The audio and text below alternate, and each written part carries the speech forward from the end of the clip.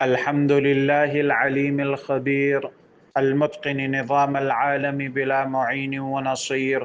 فسبحان الله الذي حكمته بالغة وعلمه غزير ونعمه واصلة إلى كل صغير وكبير. ونشهد أن لا إله إلا الله وحده لا شريك له في نقير ولا قطمير. ونشهد أن سيدنا ومولانا محمدا عبده ورسوله الذي هدانا بكتاب منير ودعانا إلى الله بالإنذار والتبشير. صلى الله تعالى عليه وعلى آله وأصحابه ما دامت الكواكب تسير. أما بعد، فقد قال الله تبارك وتعالى في القرآن المجيد: أعوذ بالله من الشيطان الرجيم، بسم الله الرحمن الرحيم.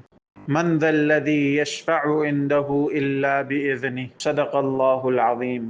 عن أبي هريرة رضي الله عنه عن النبي صلى الله عليه وسلم قال: أسعد الناس بشفاعتي يوم القيامة من قال لا إله إلا الله خالصا من قلبه أو نفسه أو كما قال عليه الصلاة والسلام. محشر میں پیش آنے والے جن واقعات کی اطلاع احادیث میں وضاحت کے ساتھ دی گئی ہے اور جن پر ایک مومن کو یقین رکھنا ضروری ہے، ان میں سے ایک رسول اللہ صلی اللہ علیہ وسلم کی شفاعت بھی ہے. لیکن اس بارے میں بہت سے جاہل عوام سخت غلو اور افراط میں مبتلا ہو کر اعمال میں کوتاہی کرنے لگے کہ شفاعت کا تصور ہی مسخ ہو کر رہ گیا. دوسری طرف دور جدید کے بعض اچھے خاصے تعلیم یافتہ حضرات رسول اکرم صلی اللہ علیہ وسلم کی شفاعت کے بارے میں انتہائی تفریط میں مبتلا ہیں. مولانا محمد منظور نعمانی صاحب رحمۃ اللہ علیہ معارف الحدیث میں لکھتے ہیں کہ شفاعت کے متعلق احادیث اتنی کثرت سے وارد ہوئی ہیں کہ سب ملا کر تواتر کی حد تک پہنچ جاتی ہیں. شفاعت کی ان احادیث کے پیش نظر محدثین نے لکھا ہے کہ رسول اکرم صلی اللہ علیہ وسلم کی شفاعت کئی قسم کی ہوگی اور بار بار ہوگی. سب سے پہلے جبکہ سارے اہل محشر اللہ تعالیٰ کے جلال سے خوف میں مبتلا ہوں گے، کسی کو ہونٹ ہلانے کی جرت اور ہمت نہیں ہوگی. آدم علیہ السلام سے لے کر عیسیٰ علیہ السلام تک تمام پیغمبر بھی کسی کے لیے شفاعت نہیں کر سکیں گے.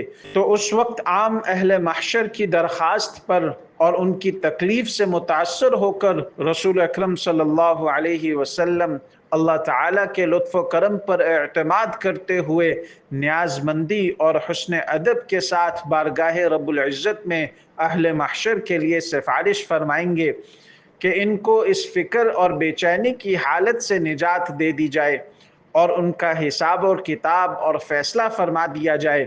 اور یہ شفاعت صرف رسول اللہ صلی اللہ علیہ وسلم ہی فرمائیں گے. اس کے بعد حساب و کتاب اور فیصلے شروع ہوں گے.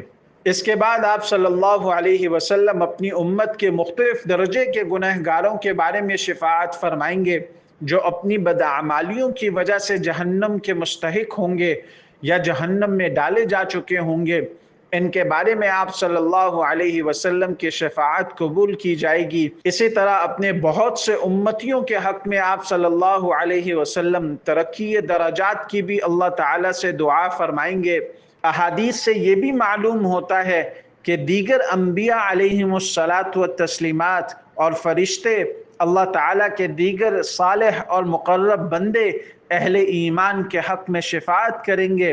بعض نیک اعمال خود ان عمل کرنے والوں کے لیے سفارش کریں گے. یہ شفاعتیں قبول کی جائیں گی.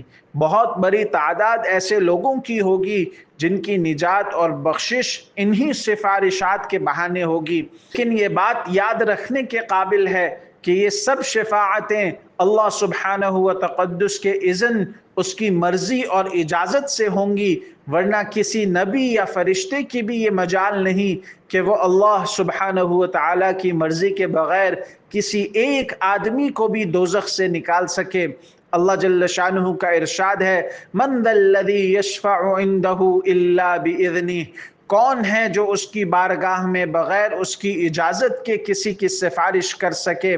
اور سورہ انبیاء میں ارشاد فرمایا وَلَا يَشْفَعُونَ إِلَّا لِمَنِ ارْتَضَىٰ کہ وہ سفارش نہیں کر سکیں گے مگر صرف اس کے لیے جس کے لیے اس کی رضامندی ہوگی۔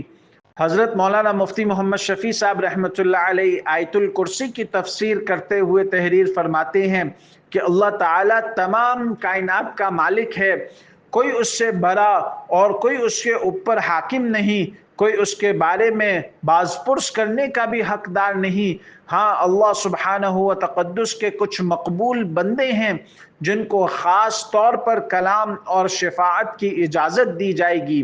حدیث میں رسول اکرم صلی اللہ علیہ وسلم نے فرمایا کہ محشر میں جہاں سب سے پہلے ساری امتوں کی شفاعت کروں گا اسی کا نام مقام محمود ہے، جو حضرت صلی اللہ علیہ وسلم کی خصوصیات میں سے ہے۔ صحیح بخاری میں حضرت عمران بن حسین رضی اللہ تعالیٰ عنہ سے روایت ہے کہ رسول اللہ صلی اللہ علیہ وسلم نے فرمایا کہ ایک گروہ میری امت میں سے میری شفاعت سے دوزخ سے نکالا جائے گا، جن کو جہنمیوں کے نام سے یاد کیا جائے گا۔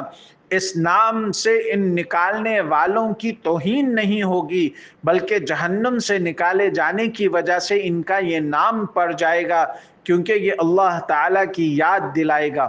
اسی طرح حضرت انس رضی اللہ تعالیٰ عنہ سے روایت ہے کہ رسول اللہ صلی اللہ علیہ وسلم نے فرمایا میری شفاعت میری امت کے ان لوگوں کے حق میں ہوگی جو گناہ کبیرہ کے مرتکب ہوئے ہوں گے۔ ان احادیث سے معلوم ہوتا ہے کہ جو شخص شرک کی بیماری میں مبتلا ہوگا اس کو شفاعت سے کوئی فائدہ نہیں ہوگا، البتہ اگر کوئی شخص ایسا ہے کہ وہ شرک سے پاک ہو گیا لیکن دوسری قسم کے گناہ ہیں تو اس کو رسول اللہ صلی اللہ علیہ وسلم کی شفاعت سے فائدہ ہوگا، لیکن گناہوں کے باوجود شفاعت کے تذکرے سے نڈر اور بے خوف ہو کر گناہوں پر اور زیادہ جری ہو جانا اور کھلم کھلا خلاف سنت زندگی گزارتے ہوئے اور بدعات سے بھرپور اعمال کرتے ہوئے خود کو رسول اللہ صلی اللہ علیہ وسلم کے شفاعت کا مستحق سمجھنا، یہ تو قطعاً ارشادات نبویہ کا تقاضا نہیں۔ ان احادیث سے معلوم ہوتا ہے کہ جو شخص شرک کی بیماری میں مبتلا ہوگا اس کو شفاعت سے کوئی فائدہ نہیں ہوگا، البتہ اگر کوئی شخص ایسا ہے کہ وہ شرک سے پاک ہو گیا لیکن دوسری قسم کے گناہ ہیں تو اس کو رسول اللہ صلی اللہ علیہ وسلم کی شفاعت سے فائدہ ہوگا، لیکن گناہوں کے باوجود شفاعت کے تذکرے سے نڈر اور بے خوف ہو کر گناہوں پر اور زیادہ جری ہو جانا اور کھلم کھلا خلاف سنت زندگی گزارتے ہوئے اور بدعات سے بھرپور اعمال کرتے ہوئے خود کو رسول اللہ صلی اللہ علیہ وسلم کی شفاعت کا مستحق سمجھنا، یہ تو قطعاً ارشادات نبویہ کا تقاضا نہیں۔ رسول اللہ صلی اللہ علیہ وسلم کے ارشادات کا تو یہ مطلب ہے کہ جن لوگوں سے گناہ ہو جائیں وہ بھی مایوس اور نا امید نہ ہوں، یہاں تک کہ آپ کی امت میں سے بعض لوگوں کو شفاعت کرنے کا حق دیا جائے گا، جیسا کہ حضرت ابو سعید رضی اللہ تعالی عنہ سے روایت ہے کہ رسول اللہ صلی اللہ علیہ وسلم نے فرمایا میری امت میں سے بعض افراد وہ ہوں گے جو جماعتوں اور قوموں کی شفاعت کریں گے، بعض وہ ہوں گے جو عصبہ یعنی 10 سے 40 تک کی تعداد والی جماعت کے بارے میں شفاعت کریں گے، اور بعض وہ ہوں گے جو ایک آدمی کی شفاعت کریں گے یہاں تک کہ سب جنت میں پہنچ جائیں گے۔ وعن علی بن ابی طالب رضی اللہ عنہ قال قال رسول اللہ صلی اللہ علیہ وسلم من قرأ القرآن فاستظهره فأحل حلاله وحرم حرامه أدخله الله به الجنة وشفعه في 10 من أهل بيته كلهم قد وجبت له النار۔ حضرت علی رضی اللہ تعالیٰ عنہ بیان کرتے ہیں کہ رسول اکرم صلی اللہ علیہ وسلم نے ارشاد فرمایا جس نے قرآن پڑھا، اسے یاد کیا اور اس کے حلال کو حلال اور اس کے حرام کو حرام جانا تو اللہ تعالیٰ اسے جنت میں داخل فرمائے گا اور اس کے اہل خانہ کے ان 10 افراد کے بارے میں اس کی سفارش قبول فرمائے گا جن پر جہنم واجب ہو چکی تھی۔ وعن عبداللہ بن عمرو ان رسول اللہ صلی اللہ علیہ وسلم قال الصيام والقرآن يشفعان للعبد يقول الصيام اے رب انی منعته الطعام والشهوات بالنهار فشفعني فيه ويقول القرآن منعته النوم بالليل فشفعني فيه فيشفعانی۔ حضرت عبداللہ بن عمر رضی اللہ تعالیٰ عنہ سے روایت ہے کہ رسول اکرم صلی اللہ علیہ وسلم نے فرمایا، روزہ اور قرآن بندے کے لیے سفارش کریں گے۔